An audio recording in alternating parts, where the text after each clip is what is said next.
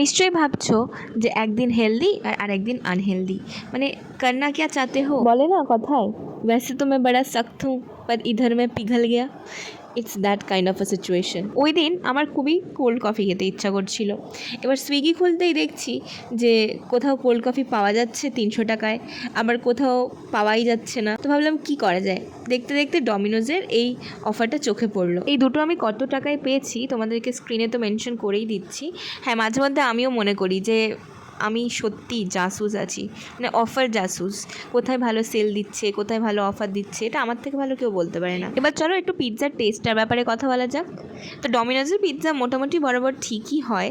এবার তুমি যদি এক্সপেক্ট করো যে এই প্রাইসে তুমি দারুণ চিজফুল পাবে, একদম তোমার টপিংগুলো অনেক অনেক করে দেবে, তা তো সম্ভব না। But the sauce they used here, ওটা একদম হট অ্যান্ড স্পাইসি ছিল, বাট সুইটও ছিল। জানি না, আমার আবার সুইট সস অতটা পছন্দ না, তো আমার মোটামুটি ঠিকই লেগেছে। এবার আসি তার কাছে যার জন্যই এই গোটা অর্ডারটা প্লেস করা। This was a classic cold coffee from their end, আর আমার একদম ডাইলিউটেড মনে হয়নি, আর আমি আইস দিয়ে খাওয়ার পরেও আমার টেস্ট একদম পারফেক্ট লাগছিল। টেস্ট অনুযায়ী স্ট্রং ছিল, বাট সুইট আর স্ট্রংয়ের ফ্লেভারটা ব্যালেন্স ছিল। So overall it was a steal deal from my side.